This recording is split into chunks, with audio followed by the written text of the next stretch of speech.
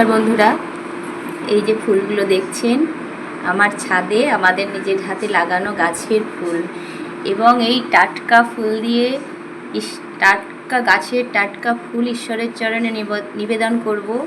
এটা ভীষণ আনন্দের। ফুল সবার বাড়িতেই আছে, ছাদে আছে। আমার থেকেও আরও অনেক ভালো ভালো ফুল বাগান তৈরি করেন, প্রচুর ফুল ফোটে।